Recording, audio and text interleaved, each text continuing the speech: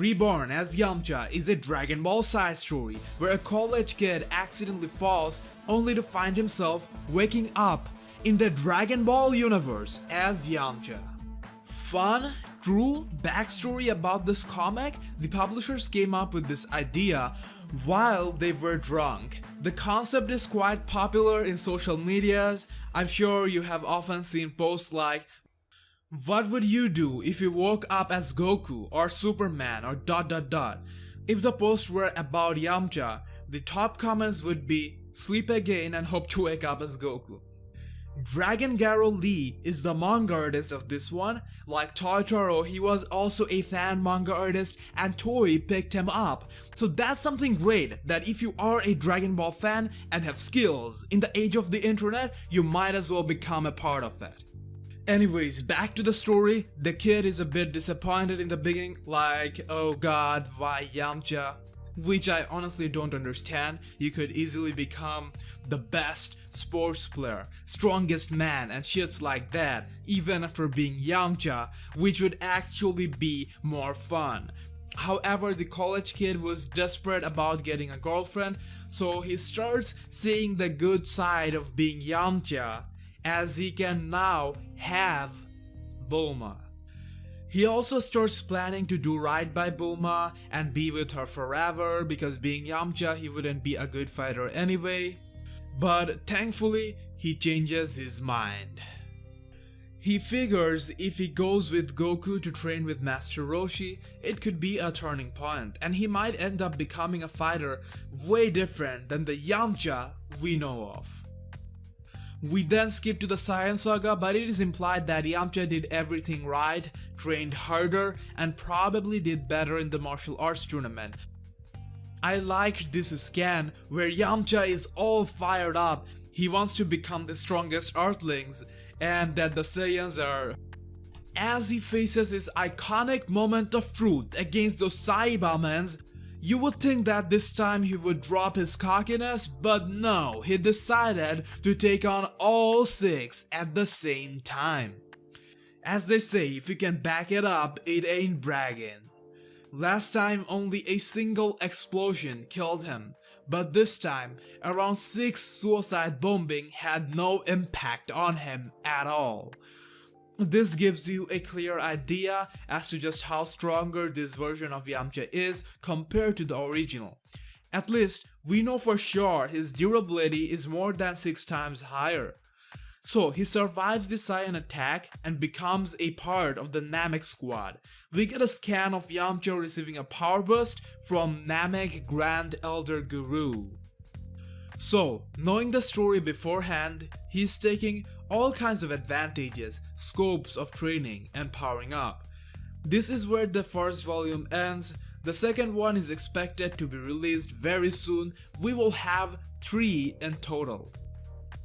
Overall, I like the concept of this story. It is quite good, but I think it could have been better. Firstly, I think if it were Yamcha himself who got back in the past, it would be better. But that's not a big problem. The thing is, when it started from the Dragon Ball time, I was kind of hoping that they will go through some kind of initial stages, like Yamcha training and at least not getting his leg broke by Tien would be interesting to see. I mean, he's changing the course of history of Yamcha. The fun is in seeing the smallest of changes, so I think it was a bit rushed like DBS. About logical part, even if Yamcha trained properly, could he become significantly stronger? I certainly think he could. In fact, my first video on YouTube was about that, but the audio is extremely bad, so I'm not gonna suggest you watch that. One of the examples I used was Yamcha walked into the gravity chamber with the hope of surpassing Vegeta. He sets it to 300 times and obviously fails, but he was able to carry himself and turn it off. That was his first and only time in the chamber, and even a Saiyan like Goku initially struggled in gravity and had to struggle his way up. Most probably 1000 times was the max when he trained to fight Frieza. So if Yamcha wasn't so cocky or excited and started with 10G and trained his way up, maybe this wouldn't happen. But Yamcha was like, I wanna be like Vegeta and I'll hit 300G at first attempt, ignoring the struggles Vegeta had to go through to be able to do that. I like how Toriyama connects a character's motivation to train and determination to his strength. Like, even someone with max dormant potential like Gohan became a bitch after he stopped training. Yamcha is undoubtedly a very talented guy. Even at this point, he is a planet buster. Like, being able to blow off an entire planet is kind of a big deal. So given he was into training 100%, he would be a legit warrior today. So the Reborn as Yamcha's plot logic that by training Yamcha could be significantly strong was good. What would you do though if you were Yamcha?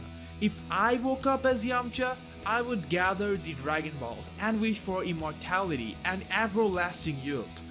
I would then start training in the time chamber. Previously it was thought time chamber has limits, but no, we see otherwise. So taking breaks, I could go 30 days, 60 days, meaning 30 years or 60 years and so on in the chamber. I know some may still argue about time limitation. Well, fuck that too. I'll gather the Dragon Balls again to remove such minor problems. What would you do though? Become the best baseball player in the world, live a comfortable celebrity life, or change Yamcha into someone who could challenge the Omni King? Comment your opinions down below and also let me know if you'd like some more Dragon Ball side stories, maybe something related to the actual story like the history of Hitman Hit. Make sure to check out my Universal Survival arc breakdown and the Grand Prix theory. You can find me on Facebook by searching The Fan Guy. See you in the next Dragon Ball video.